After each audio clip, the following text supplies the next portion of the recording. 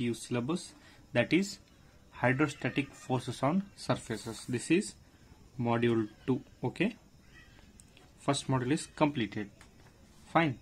So we will start a new module or chapter or new concept in this fluid mechanics.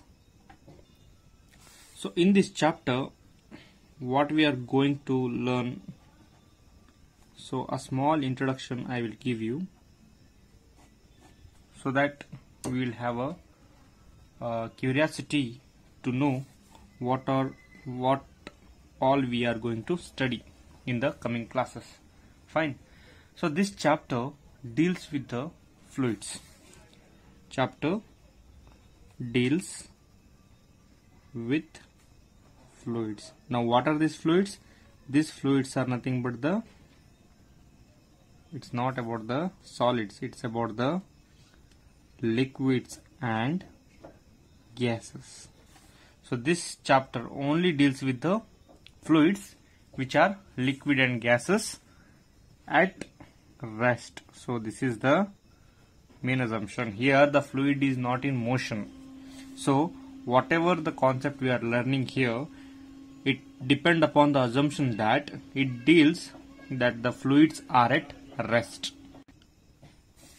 So what does it mean that the fluid is at rest? Means that there will be no relative motion between the adjacent layers. So fluid madhya there will be no motion.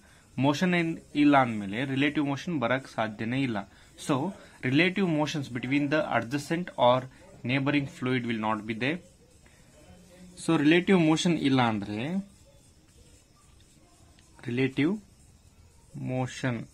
andre your du by dy, okay, velocity of the fluid with respect to time. Okay, this is also called as what? This is distance. Okay, du by dy. Y is distance. So du is the velocity of the fluid. This du by dy we used in our last modules. Okay, so if the fluid is at rest, then this du by dy is equal to 0. There will be no what I can tell as gradient. The velocity gradient. So what is this velocity gradient? It is nothing but velocity gradient is equal to the change of velocity. It is the change of velocity between two adjacent. If there is a change of velocity, means we have to compare within two, right? Minimum is 2. The change of velocity between two adjacent fluid layers divided by the distance between them. So that will be equal to 0. Okay. So if this is 0, your shear stress. So your shear stress, what is that? Tau is equal to what? Mu into du by dy will also be equal to 0. Okay. If these are 0, then what are the forces acting on the fluid particles? So if these all are the velocity gradient, shear stress is 0, then which are the forces acting on the particle of the fluid? The forces acting on fluid particles are, okay, first one is only two forces, that is due to fluid particles, due to pressure of fluid, due to the pressure of fluid which is normal to the surface. Yenadu surface pressure of the fluid due to the fluid normal to the surface. P is equal to rho gh. Okay, this is the one pressure which is acted on the fluid particles, and another pressure yaudu adradu swanta weight.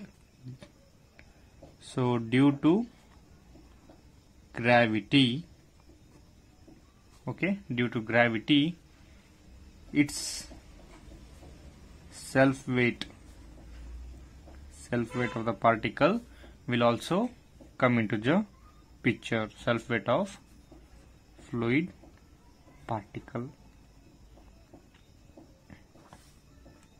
Okay, so there are only two forces acting on the fluid particles. One due to the pressure of fluid. Next one is due to the gravity. In the sense, gravity, due to gravity means what? It's self weight. Its weight is always attracted towards gravity, na? Aditara. So in this chapter we are coming across new terms, okay, that you already know, but there are some engineering terms. Like, I'll go to the first topic, that is what? Your total pressure. Pressure ಹೇಳಿದ್ನಲ್ಲ, due to pressure of fluid normal to the surface. So now what is this total pressure? We have to define. This total pressure is nothing but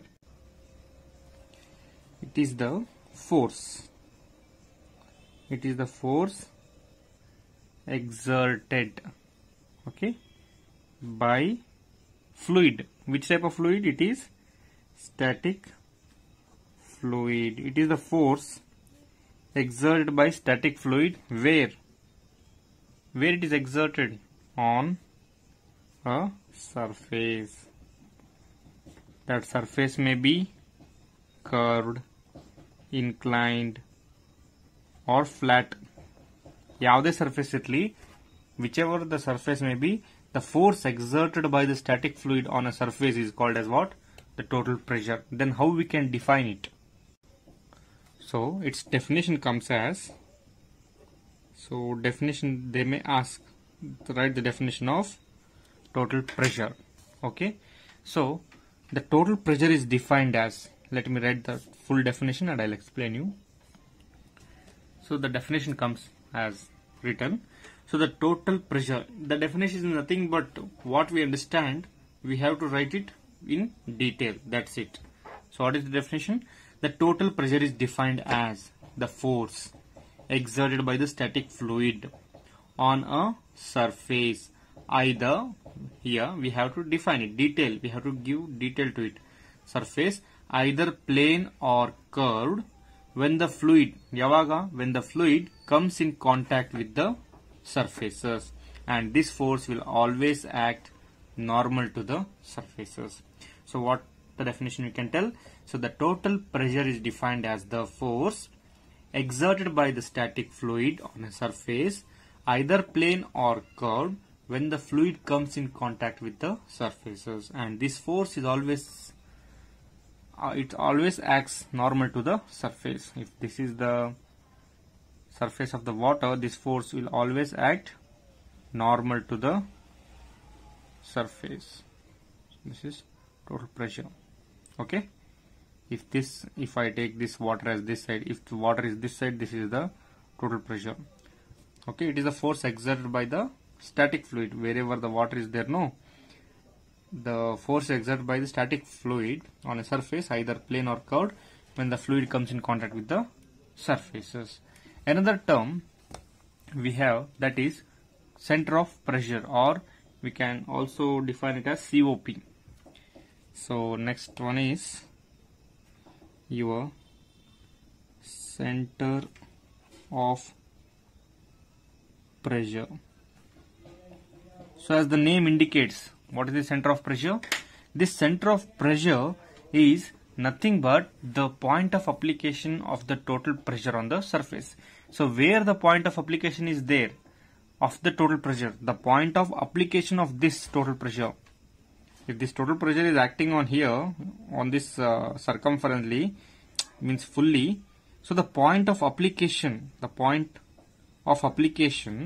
where this total pressure on the surface is there, no, so that point of application is called as center of pressure.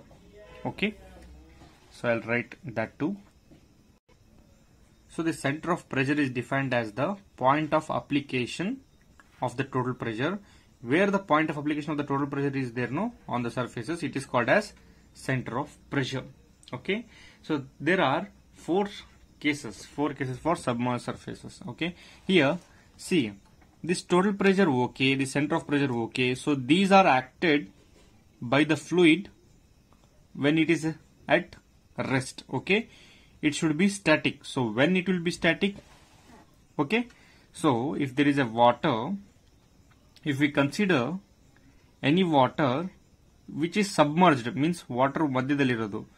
Okay, if any object is in between the static liquid, if it is submerged, okay, then only we can experience this total pressure, center of pressure all. So what are the surfaces, okay, to be analyzed here, so that the total pressure and center of pressure acts are given by, I'll tell you. In this chapter there are 4, okay, there are 4 cases of submerged surfaces.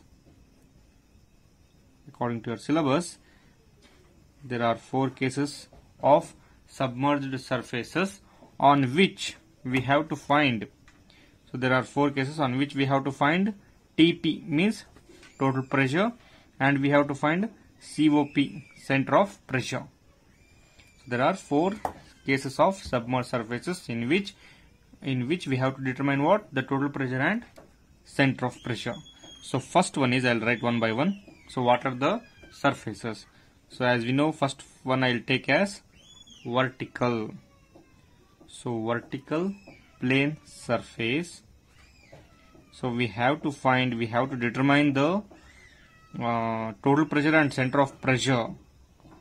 Okay, this force which is exerted by the static fluid on vertical plane surface, similarly on horizontal plane surface, similarly on inclined plane surface. In every case we have to determine the total pressure and COP, and also the curved surface. So in this chapter, in the first part of this module, if we know about some derivations are there for vertical plane surface, horizontal plane surface, inclined plane surface, and also the curved surface, and on that some examples. If you study that, your first module part A will be over. Okay, so we have to study the force exerted by the static fluid. What is that? It has 2 forces acting on the fluid particles. One is due to the pressure of fluid. This pressure of fluid is nothing but it will be considering of this total pressure and center of pressure, and also due to gravity. So these forces we have to determine on the vertical plane surface, horizontal plane surface, inclined plane surface, and also on the curved surface. So if we study in detail about them and some examples on them, okay, your part A syllabus will be almost over. So these are most important things in this chapter.